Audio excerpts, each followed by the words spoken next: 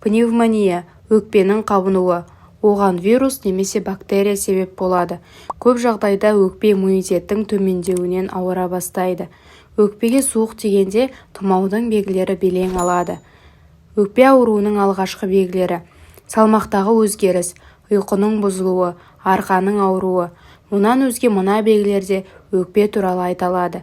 Біріншісі салмақ қосу. Еш себепсіз салмақ қосу өкпе ауруының бастапқы белгілері. Әсіресе ұзаққа созылған шаршау, ентігу, тыныс алудың қиындауы, тыныс жолдарының ауруы дереу дәрігерге тексерілуге үндейді. Өйткені бұл белгілерді дер кезінде анықтамасаңыз, арты айықпас дертке алып келуі ғажап емес. Екіншісі салмақ жоғалту.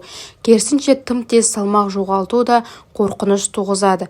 Егер сіз тамақтану режиміне ешқандай өзгерту енгізбесеңіз де, диета ұстамасаңыз да, салмақ жоғалтып жатсаңыз, онда созылмалы өкпенің обструктивті ауруына шалдығудың алдында тұрсыз.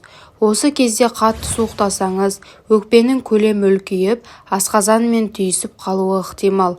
Бұл тамақтану кезінде қиындықтар тудырады, әрі күн өткен сайын тәбетіңіз төмендей бастайды. Үшіншісі аяқтың ісінуі. Аяқ түрлі себептермен ісінеді. Егер бұл жайсыздық күн сайын қайталанса, әрі аяғыңыз ауыратын болса, дереу арнайы дәрігерге қаралыңыз. Аяқтың үнемі ауруы мен табанның безілдеуі өкпе жұмысының бұзылғанынан дерек береді. Оттегінің жетіспеуінен қан тамырлар жұмысын жүйелі жүргізе алмайды. Салдарынан сұйықтықтың айналуы нашарлайды. Сонымен қатар бүйрек пен бауырға да сұйықтық жеткізе алмай, бірден іш ағзаның жұмысына кедергі келтіреді. Ондай жағдайдан шығудың бірден бір жолы ағзаны улы заттардан тазартып, артық сұйықтықты сыртқа шығару болып табылады. Сонда ісік басылады, өкпеге ауа еркін кіреді де тыныс алу жеңілдейді. Төртіншісі ентігу. Тыныс алуыңызда қиындық тудырса, аз ғана қуат жұмсасаңыз да ентігуіңіз басылмаса, ол да өкпенің саулығының дұрыс еместігін айқындайды. Себепсіз ентігу өкпе мен жүректің жұмысының нашарлығын білдіреді. Бесіншісі ерін мен тырнақтың көгеруі. Егер ерніңіз бен тырнағыңыз көгеріп бастаса, сізге денсаулығыңыз туралы ойлануға тура келеді. Өйткені өкпесі сыр берген жандарда осындай өзгерістер орын алады. Көгеру қанға оттегінің өз мөлшерінен жетпегенде пайда болады. Ал қанға оттегі өкпе дұрыс жұмыс істегенде ғана жеткілікті деңгейде баратынын ұмытпаңыз. Алтыншысы шаршау. Өкпе дұрыс жұмыс істемеген жағдайда адам үздіксіз шаршау үстінде болады. Егер қан оттегі жеткіліксіздігін сезінсе, онда адамның барлық ағзасы өз жұмысын баяулатады. Әсіресе күші сарқылып, қуаты төмендейді. Жетіншісі арқаның ауруы. Өкпе ауруының кей түрі арқаға беріледі. Желке құрысып, арқаңыз тартып ауыра бастаса, бұлшықет пен омыртқа ауырса, дәрігерден кеңес алыңыз. Сегізіншісі созылмалы жөтел. Басылмайтын жөтел өзіңізге де, өзгелерге де жайсыздық тудырады.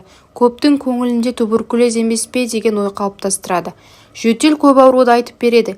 Егер жөтеліңіз 8 аптадан асып кетсе, онда сізге тыныс жолдарын, тамақты емдетуді доғарып, өкпені тексерту керек. Ұзақ әрі қақырықты жөтел болса, және бұл түнгі уақытта аса қатты мазалайтын болса, онда уақыт оздырмай дертке ден қоюға тура келеді. Тоғызыншысы ұйқының бұзылуы. Түнгі ұйқыңызды ұзаққа созылған жөтел мен тыныс алудың нашарлауы бұзып жүрме. Олай болса, өкпені тексертуге тура келеді. Түнгі уақытты тәтті ұйқымен емес, жөтелмен арпалысып өткізу сізге жақсылық әкелмейді. Уақыт оздырмай дәрігерге қаралыңыз. Оныншысы бас ауруы. Таңертеңгі бас ауруы өкпе жұмысының бұзылғанын анықтайды. Созылмалы өкпенің обструктивті ауруы кезінде тыныс алу нашарлайды, әрі деміңізден көмір қышқыл газы шығады. Міне осы екеуі бастың ауруымен айналуына себеп болады. Жалпы өкпенің ауруы еш білінбей басталуы да мүмкін, немесе басқа да аурулармен шатастырады. Мейлінше жоғарыда айтылған белгілер біліне бастаса, пульмонолог дәрігердің қабылдауына жазылыңыз. Жадыңызда жүрсін, өкпені пульмонолог дәрігер тексереді. Ақпарат ұнады деген ойдамын. Тағы да қандай ақпараттар күтесіздер, пікір қалдыра кетіңіздер.